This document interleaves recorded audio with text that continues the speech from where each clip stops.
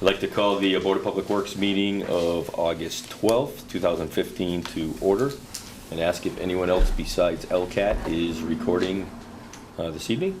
Shirley Tancrowdy for the minutes. All right. Other than that, I see none, so we'll move into reviewing and approving the minutes of the meeting of July 28th, and I will be an abstention because I was not here. I make a motion that we accept the minutes of July 28th, 2015. I second the motion. Do you guys have any further discussion? No. All right. I'll entertain. We make a motion. Yeah. Aye. All in favor? Aye. Aye. Opposed? All right, we're good to go. So we'll move right into the superintendent's Great. report. Thank you. Bob, thank you. I'd like to spend a couple of minutes just recapping where we stand with our road improvement projects this year. I did hand out in the board's packet a copy of the map that we actually have posted online for the residents to see as well, that outlines what our plan is for this year. So going through where we stand, and I'm sure it's been fairly difficult to miss, some of the activity as of late. But we have 3 streets, Porter Road, Maple Shade, and Hamden, where the paving of the street is essentially done. There is some driveway work and some cross-street work that needs to be done, and then backing up berm and things like that with loam and seed, but the paving activities themselves on Porter, Maple Shade, and Hamden are done by Lane Construction at this point. We are actively working right now, as you're probably aware, on Westwood Avenue. And the sections that we're working on right now is Westwood from Voyer to the railroad crossing. And we're in the midst of, and essentially done the reclaiming and regrading of the 2 areas that you see in red on the map. Those are areas where we had a degraded subgrade, and we wanted to improve the subgrade. And particularly up towards Voyer Ave, we wanted to improve some of the drainage and the slope on the roadway. And reclaiming the roadway allowed us to do that. Lane Construction's plan at this point is to be installing the binder course of pavement on those 2 reclaimed areas on this Friday. So we'll have that gravel surface restored to a binder surface, which will be as good, if not better, than what had been there before, we believe by the end of this week. And then we're looking at potentially paving from Boyer Ave, again, past the railroad crossing by the middle of next week.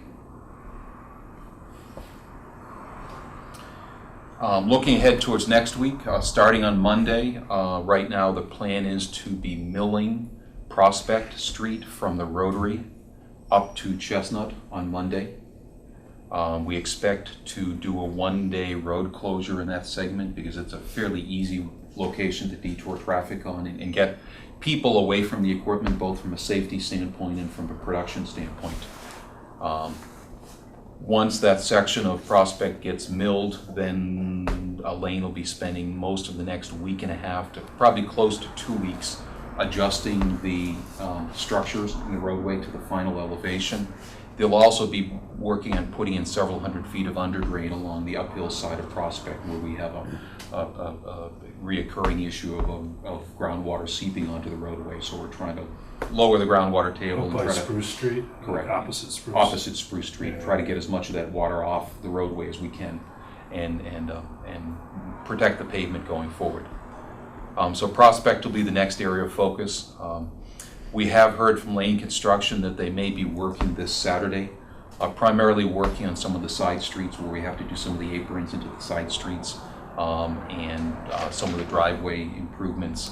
They may also be working. We have 2 locations we've talked about before at the high school where we have widened the entrance sidewalk to the stadium.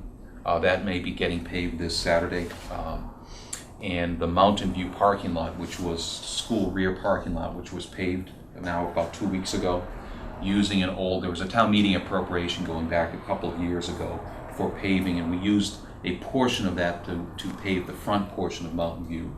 And we didn't have enough money to do the entire rear parking lot, but we did what we could within the appropriation with Lane Construction. There was also a sidewalk at the rear of Mountain View School that was in very poor condition that Lane Construction reconstructed. They put down the binder course on the sidewalk, and they have to put the top course of the sidewalk. So if they get there on Saturday, that's what they'll be doing, is they'll be putting down the top course of paving on the sidewalk, and then they'll be done at Mountain View. let's see, we have talked in the past about the section of Westwood from Maple to Voyer, which I've shown in this figure in blue. And that's the location that we're going to be working on putting down the micro surfacing, which is a pavement preservation technique to add 5 or more years of life to the pavement on Westwood. The first step on that will be likely happening next week, where they will come in and they'll crack seal that entire section. And then by the end of the month, we expect that they'll actually be coming in on 2 days and putting down the 2 layers of the micro surfacing material, both on Westwood and on Fenway Lane, using the private funds that are available for Fenway Lane to do the same treatment there. And then looking ahead to the last 2 pieces this year, Chestnut Street. There's the couple 1,000-foot segment from Holly Drive to Benton Drive. That'll be essentially almost the last piece of Chestnut to be done. We've been holding off on doing the piece of Chestnut by the intersection with Shaker because of the upcoming construction of the convenience store and gas station at that intersection. Has not been scheduled yet, but we know that it's coming, so we've decided to hold off on paving that area until that work is done. And then the other item that'll be done probably earlier this fall will be restoring the Millbrook Road, Millbrook Circle, and Hunting Road location that we installed the water main work on last year and into this year. And that'll be fully overlaid and put back in top condition by this year. And that'll wrap up our paving projects for this year. Got a lot done, a lot done on Absolutely. some fairly high volume roadways, so I think we'll be seeing all the residents will be seeing a lot of benefits from it. I did want to note that the residents and drivers have been great. We have had a number of detours and road closures. I think it's been beneficial in terms of, again, the production rate, in terms of the quality of the work that gets done, so we're able to keep the traffic off the new pavement as long as possible.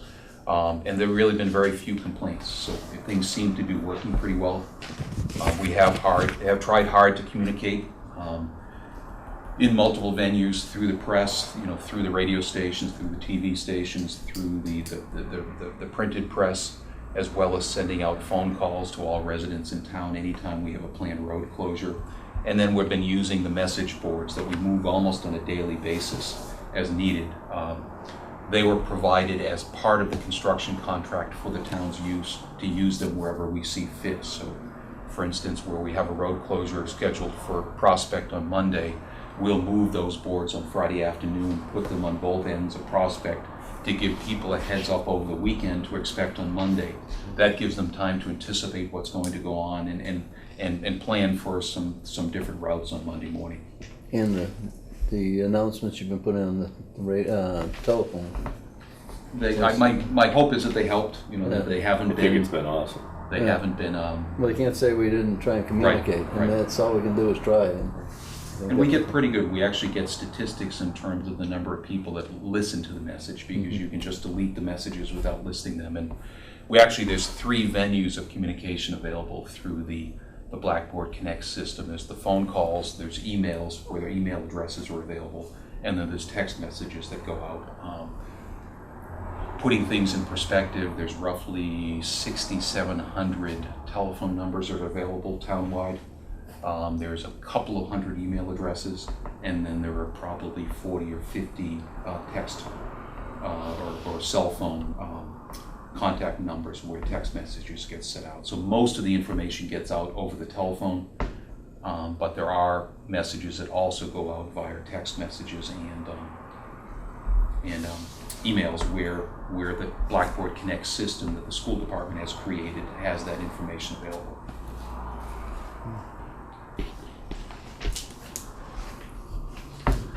So moving on from the paving projects this year, talking a little bit about sidewalks. Mr. Collins in a couple of moments will talk about what our staff are doing right now, but I did want to start talking a little bit about where we may be going next.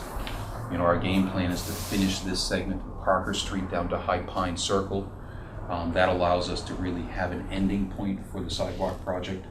We wanted to get at least by, I believe it's Fern Glen, which gives us connectivity to the network of side streets off of Parker, but that would have had us, giving us a sidewalk that essentially would have stopped in the middle of a block So we decided to continue with the High Pine to give some connectivity to High Pine as well. After that point, we will likely have what'll be close to 2 years of sidewalk funding available to us. And then the question is, where do we go next? In talking with the school department previously, their preference initially had been for us to work on the Pleasant Street sidewalk, the last section, but as we look at it and we explained it to the school department, that will be a very difficult section of sidewalk and extremely expensive section of sidewalk to construct, because both sides of Pleasant Street slope steeply up or steeply down from Pleasant Street, and there's no guarantee that we could even get the easements and the permissions and things like that we would need to be able to build that section of sidewalk. So recognizing that, and I met with the school superintendent after lunch today, he and I kicked around some ideas and thoughts maybe we look towards going to Elm Street next.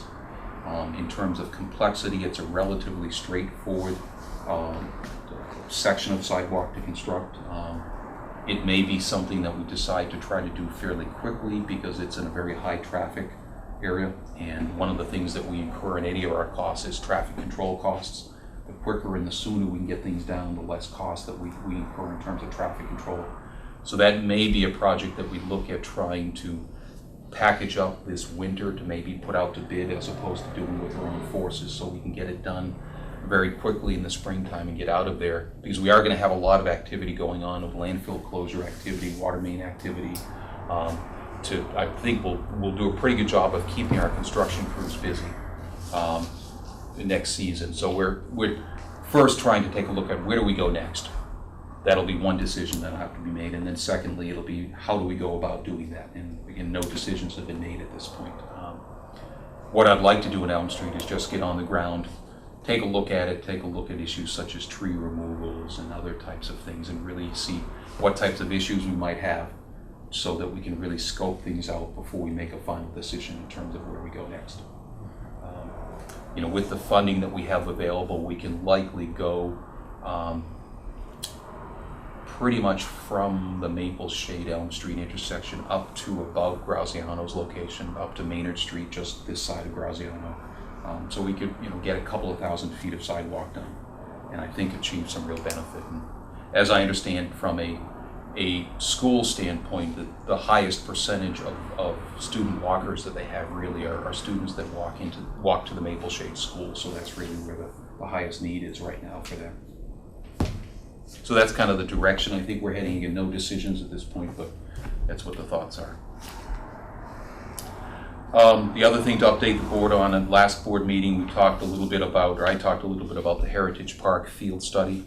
I'd mentioned that Colin Drury and myself had met with 3 firms, and wanted to let the board know that the 3 firms we met with and looked at the qualification material was Berkshire Design out of Northampton, Gale Associates, who's done several projects with the town, and Weston and Sampson, who is the firm that has done work for DPW in the past a number of years ago, and the firm that Colin had been working with primarily to kind of help scope the project out before we went to town meeting. He and I, after meeting with Berkshire Design, looking at their qualifications, both were in agreement that they really had the best qualifications, best experience to offer to the town. So we've agreed to go forward with Berkshire Design. It's a fixed budget, so we're really looking to see what firm has the best qualifications, best experience, and ultimately can do the best job of putting together a plan for a project that the town may or may not decide to move ahead with in the future, and to be able to move ahead with in phases if necessary, so that we could seek outside funding, whether it's through community preservation, whether it's through state grants or other means of funding, to be able to make some further improvements at Heritage Park. Bringing the board up to date, I think I'd advised most members that we were requested by Tennessee Pipeline, who has a large gas transmission line that goes through the southern section of town from Long Meadow through to Hamden, to provide them with water for the first step of their testing process where they actually have to go through and pressure test their pipeline. The first step was really a cleaning process where they go through and they introduce, I believe, just essentially a soap type material into the water that they flush the pipeline with. And then the second step, which they'll be doing in probably a month, maybe a little bit sooner, is where they actually pressurize the entire pipeline up to fairly significant pressures. They'll be testing around 1,200 pounds per square inch. Wow. So significant pressures. They operate at about 700 psi as their normal operating pressure. Really? Yeah. So at that point, we ended up supplying them on Friday and Monday. Not as much water as they originally had requested, about 22,000 gallons on those 2 days. And they're Per day? No, total actually between the 2 days. And they're indicating right now for the second phase where they actually go and fully fill the pipeline, they might be looking for upwards of 500,000 gallons per day towards the end of August, beginning of September. The interesting thing about that is the way that they're planning to introduce the water into the pipeline is that they have a connection point just behind Bay Path College. And what they would do is they would draw water off our system, off a hydrant at our system on Denslow, and run it into a frac tank or a storage tank on site, and then pump out of that storage tank into their pipeline, because they need to bleed water continuously into the line so they don't introduce any air pockets or anything else. So we would feed their tank, and then they would pump out of their tank and pressurize the water as they're feeding it. So it would essentially be we originally thought that they might be looking to fill tanker trucks or things like that, which is what they did last Friday. They filled tankers and transported water from Deer Park to their location in Hamden, where they had a connection point for the cleaning activities. This time around, they're going to bleed it directly into their pipeline without having to use any tanker trucks or transportation. They buying this water? They're buying the water at the residential rate, same rate that everybody else pays for it. So it seems like a lot of water, but when you put things in perspective, 100,000 gallons is a little bit more than a typical single-family residence would use in a year. So, your typical residents may use 60 to 90,000 gallons per year.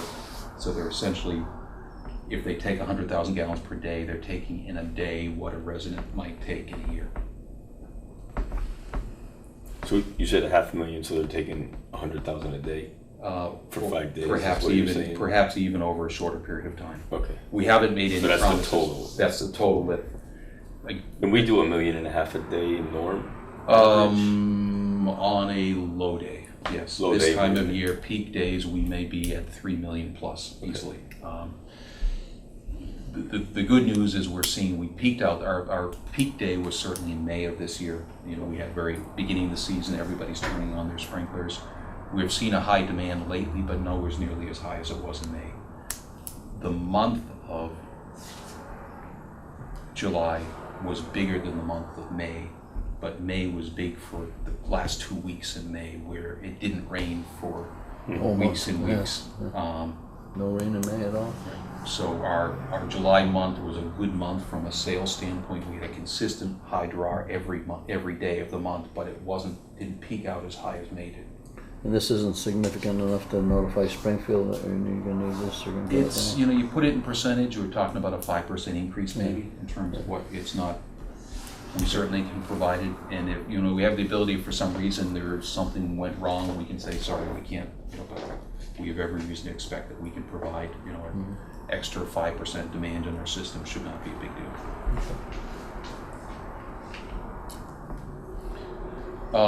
One other update, talked last meeting a bit, Dan Murphy had filled the board in where we stand with the work that Vermont Pipelining is doing relative to some of the II rehab work on our sewer system. You may have seen them around town the last couple of days. What they've been doing the last couple of days is installing, particularly on manholes that are installed in paved areas. One of the problems you typically have is that frost will tend to break the masonry joint around the top of the manholes, and you'll get water that'll seep in between the bricks on the brick riser and the brick chimneys. So what we're doing is we're installing flexible liners, like a rubberized chimney that lines the inside of the manhole, so that can rise and fall with the frost without actually. They spray that on? No, it's actually an adhesive. They press it in place basically. It adheres to the inside of the brick. Right. So what they did was they sealed the brick first and sealed the inside of the manhole, and then now they're putting this rubberized liner on there that will maintain the water tightness of the chimney even if the Does- masonry. Does it slip like a slip joint, like an electrical slip joint? No, it's more, it's almost like if you can imagine, what's the product you use, a roofing type system, like the ice and snow and ice belt Yeah. that you put on a roofing systems. You press it around the inside of the manhole and it adheres to the areas that they're sealed. They go down about 3 feet, so they get down below the typical frost line, so we might have that masonry that tends to break over time. And when you get in the springtime particularly, you get a snow melt, you get many times a lot of water that'll sneak in around the cast iron and come into that brickwork at the top of the Right. manhole. So they're doing that, and the last thing that they'll have to do, and Dan had mentioned previously, is there's a couple hundred feet of pipeline on North Main Street, just north of the Rotary, that they'll be lining with a cured-in-place product, and that'll be happening towards the end of this month. It's a section that, the first piece we did, and we did this ourselves, there was an abandoned section of pipeline that was still connected to our system, that as we did some of the TV work late last year, we could see that there was a significant amount of water flowing along North Main Street, and it was really coming from that abandoned section of pipeline that was still connected. So we've gone through we plugged it mechanically first with an inflatable plug, and then we came in behind the inflatable plug and sealed with concrete that as well. And then downstream of that, there's some section of old pipeline that's in fairly poor shape that goes underneath the brook, and we're sealing that we're lining that with a cured-in-place product, basically a sock that goes inside of the Yeah, I've pipeline. seen those. And the last item I had to mention, I believe, if I'm getting out of it, is item actually I had some discussions with Mr. Wilson about, and then I just informal discussions, and I reached out to the chairman of the Board of Health, and that's relative to looking forward and adopting at some point in the future a joint grease trap ordinance. Many communities, in fact most communities these days, have regulations that regulate for any high volume generators of grease. Not only what do they do with that, but what type of a structure do they have to put there, because things like particularly some restaurants that do lots of deep fry cooking and things like that generate large amounts of grease. And what typically happens if they just work with a small grease trap that might be underneath the sink, the grease trap's one or too small, and the grease is typically too warm when it goes through the grease trap, so it tends to pass right through that small grease trap and end up in our sewer system. And the way that most communities address it is they address it through a joint ordinance that both the Board of Health and the DPW jointly adopt. Because the Board of Health has jurisdiction over grease traps inside of the building. We have jurisdiction over the pipelines once they come outside of the building. So again, it's typically a document that both boards will adopt. And then ultimately, we would have responsibility for enforcing compliance with that if it involved constructing exterior grease traps that would then fall within our jurisdiction. It's an area we deal with it every year. For instance, we have 3 or 4 locations in town that we know, and we know typically where the grease is coming from, that we have to get out there, and we have to proactively get out there and remove it, or else when flows come up, we have significant problems. And the goal would be to have less of that. But at the same time, our goal would be to be business friendly and not come in and say, you have to do something right away and have a phase-in period. First, have it affect new businesses, one, and then secondly, perhaps over a couple of year period, allow businesses some time to come into compliance. But it is the direction that most communities have gone in, and we have not yet to date. No, it's been a big problem in the Yep. past. And the good thing is not reinventing the wheel. There's a lot of models out there already, so we can pick up what other communities Almost have done. every community that I know's got it. Right. So with that, I think that's everything I plan to speak about. Okay, excellent. Mr. Collins? Well, Bob mentioned we've been working on sidewalk, but we also had replaced a couple hundred feet of blacktop sidewalk from Taylor Street to the center that was in disrepair. It was something that needed to be done. It isn't something that we were of a mind to go with the concrete. It has the concrete sidewalk across the street. This is a secondary walkway, but it was broken up pretty bad, and we did spend some time there. And a small portion of Prospect Street. just down almost into the center. We've been working a lot around the schools, getting them ready for their opening. Birchland Park had an area of concrete sidewalk that heaved and did not go back into place, their handicap ramp. We cut a section of that, and we're gonna be pouring that the early part of next week.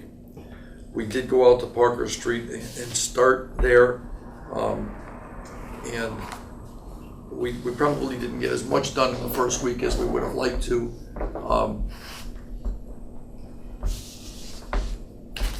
And basically, the problem is the lack of personnel. We have 7 or 8 people out a day right now. This is the peak point of vacations. So we have been concentrating a little bit more on the schools. We did a few weeks ago, I don't know, I missed the last meeting, I don't know if Mr. Parent went over that we had built up that sidewalk we had talked about around the stadium. Actually, with the Tony Margos guys went out there and they did a real nice job to get that ready to extend that sidewalk out another 10 feet, I believe, to make it 16 feet wide around the outside of the fence. It was not, the fall off was not as drastic as I thought it was gonna be looking at it early on. The grass has actually grown in now, you can't even tell that we had done the construction there. So Lane Construction will come in and pave that at some point in the not too distant future.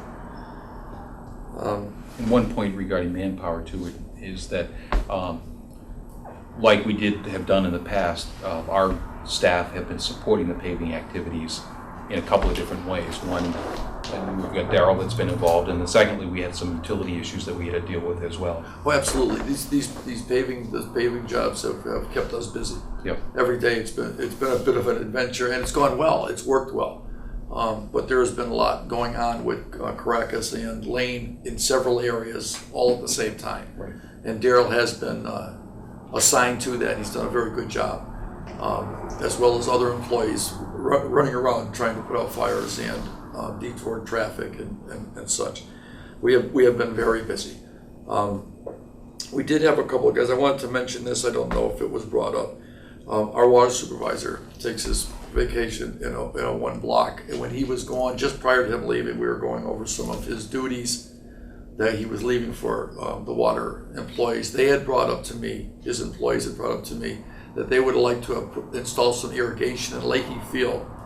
Roy thought that wasn't a stretch. I talked to Mr. Parent about it, and Tom Pope and Chad Rule were given a green light. They went down and did so. I believe that's our last baseball field that did not have irrigation, at least in the infield. They put it in the infield and the outfield, and they did it in 2 days. They did a very nice job. I just wanted to kind of touch base. It was their idea. They were showed a lot of energy, and they did a great job.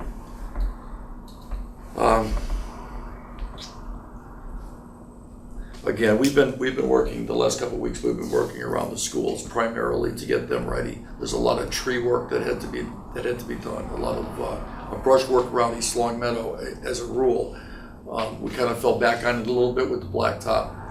We're cutting back the edges of the road, corners, and with the paving, we've been very busy.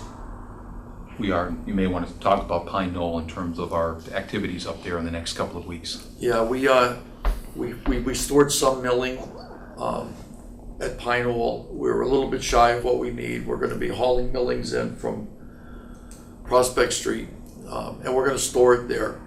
Their last day, I believe, for their camp is Friday, correct? And so Monday we're going to be hauling millings up there. We're going to store it for a little bit, and we're going to box that road out, their driveway, the one that washes out onto Allen Street on a pretty regular basis when we get our heavy rain. And we're gonna use the millings there. I think that's it. I think that's about all. Excellent. Thanks, Sean. Bruce, you got something for us? Yeah, I got a few items for you this evening. Just to touch base on our summer projects and annual inspections. We've completed about 99.9% of our annual inspections for all our town buildings. We are just finalizing our boiler cleanings for all our buildings for heating season. I'm waiting on my final bills, but to date we've spent about $75,000 on our annual inspections. Compared to last year, we were about $95,000. And the year before in FY14, we were about $87,000. So based on what I get back for invoices, we're gonna probably be right there, maybe have a little bit of savings this year. Our summer facilities projects for all our school buildings, we've completed about 80% of all those projects also. We have a few weeks left to complete some of those. That harmonic mitigation transformer in boiler room 2 isn't done yet. Our high school skylight replacement project is ongoing. We've completed about half of those. Those will be complete by the start of school September 1st. We're painting the small gym starting next week, which will take about a week to do. And next week we're also finalizing the dishwasher, the new dishwasher for the Mountain View kitchen. And on another note, we did schedule our load bank testing for Birchland Park and Vineland Middle School for 8/25. So like I said, we're doing pretty good as far as our summer maintenance and our summer projects, so we should be able to complete them all. A brief update for our capital projects over at Birchland. The facade repairs finish coat is being applied this week to the courtyard, so that portion of the building will be done. I'm gonna head out there tomorrow. They were off yesterday, obviously due to the rain, and they showed up probably about halfway through the day today. So I gotta touch base with them and see how their schedule is going. But I don't see any reason for them not to have their substantial completion date of the 28th to be complete with the project. So I'll keep you, the board, apprised of that project as we move forward. A brief vehicle update. We did purchase our 2 new pickup trucks through MHQ. Truck 77 for $37,517, and truck 78 for $37,562. So those are on order. It is quite a long lead time for those vehicles. I got a lead time 12 to 14 weeks for truck 77, and I will explain why, Mr. Burek, in a moment. And truck 78 is going to be 18 to 22 weeks. And the reason for that is the manufacturer usually waits, because of our specifics as far as colors and everything else through the factory. They wait till they get to about 20 to 25 units before they switch their spraying equipment and those items over to produce those trucks for specific towns. So I've gone back and forth, and it's one of those things. The lead time is really a killer. So moving forward, contracts have been signed back and forth, so we'll look forward to getting those back and ready for action for this winter. We're gonna need them. So 12 to 14 gets us plowing, but 22 doesn't really. Well, that was as of August 6th, so I haven't calculated the actual lead time. January. 22 weeks is January? Oh, it is. Which just means we need to stay on it. Right. Well, Okay. it's, Yep. yeah. We made some temporary provisions last year. We retrofitted one of our trucks. We may have to start the season with the retrofit from last year, but it was a temporary fix that Okay. we didn't expect to continue for multiple Yeah, years. so like I said, I'll keep pressuring them and see if we get any updated time frames and see if we can move the process forward. Also, a couple weeks ago, we did send out our new dump truck 5, got a ground speed control unit on it. I think Mr. Wilson is familiar with those I guess, material monitoring equipment. Yeah. It goes onto our piece of sanding equipment and actually releases the product that's going on the road, I guess, more efficiently based on your speed and everything else. It's not on or off, so the material, especially when you stop, it slows down based on your speedometer readings and everything else. So hopefully, based on this winter, we can see how much material we'll save. And Just moving one forward. unit, huh? Just one unit. It was, about $8,000. We're gonna see how it works and maybe do a few more trucks as our budget allows. Were we gonna get into painting any dump bodies? We have not yet, but yes, it is on my list It's on your radar? to pick one out. And actually, Mr. Mayberry showed me some product a couple months ago that he has actually used. Right. So we're gonna look at that and try to get something in the works. On that note too, we did get our backhoe 17 dropped off yesterday. We got it back today. O'Sullivan's did a great job I saw welding that boom. I saw that today. Yeah, so it was very, very helpful for us for obviously saving some money, a $500 job versus a $8,000 bill to get a whole new boom, so it worked out well. Excellent. On the ground speed control unit, we had talked about it last winter, and we'd actually gone ahead and ordered a unit. Unfortunately, everybody else in the world ordered a unit, and what happened was that they were 16 weeks plus out, so it was gonna push us pretty much at the end of the season. So what we did was we held back on that order, so there was we had spent enough snow and ice money at that point already that it didn't make sense to go ahead and spend anything out of fiscal 15's budget. So Right. we pulled back on that, and as fiscal 16 came forward, we said, okay, now's the time to go ahead and do what we had committed to do last year. Is Truck 5 one of the newer units? Yes. Could I, if you don't mind, Truck 5, when that was ordered, it had some of the fundamental mechanics built in for that control Okay. unit, so it wasn't that expensive to have that done. The idea was to retrofit one of the other vehicles would have been 2, maybe 3 times the cost of that. Okay. Whereas if you were going forward and you were gonna buy a new dump truck, having this put in at that time, a huge savings. It would be half of what we spent on that. We should spec them at that point? Absolutely, no question about it. Yeah, I think the pricing is installed in a new truck would be about $5,000. Retrofitting in a new truck, is about $8,000. Retrofitting in an old truck would be much more than that. So there's a further savings. If this proves itself and we purchase our next dump truck, we'll just go ahead and purchase with the speed control or the ground control unit Big as savings. part of the package. Awesome. Do we record ground temperatures? We have, but just in the last year or so. Yeah. So, I mean, the truck, does it have a ground sensor in it? I don't know. No. I believe it's capable of it, but it's not, at this Yeah. point, we have a handheld temperature gun that we started using last year because it's interesting. The ground temperature isn't always what you would think. No, it's not, because I've got them in a couple of trucks. There's a little thing that mounts on the mirror, and it shoots down on the road, and it reads up on the dash what the temperature is. And you're right, the ground temperature is deceiving. So some intersections you might not have to Right. apply or something to. You get a sunny day that might be 5 degrees out, and you might think that ground is cold, but it's not. It's actually pretty warm at that point. Right. It will still melt. Maybe we should look, they're probably not too expensive.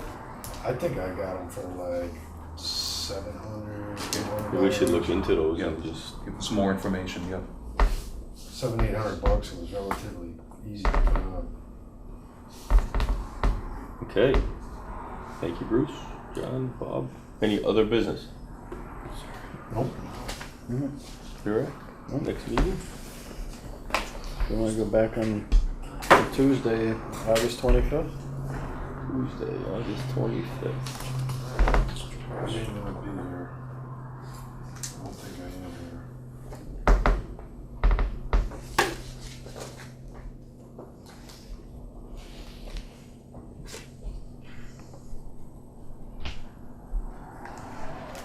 So either, Not that week, move to the next one, is that what you're saying? yeah, either like the week of the 18th or the week of either 18 or 1. 18 is this next week. Right, so you want to go to 1? Can we do Sure. go 3 weeks, you think? Emergency if we I need think we it? could, certainly. All right, Alright, works for me. so we're gonna go to September for Well, you Tuesday. guys, Yeah, Tuesdays, no, Tuesday, September 1st, 5 o'clock, service building, emergency if we need one. Motion to adjourn. Second. second motion. All in favor? Aye. Aye, opposed? All right,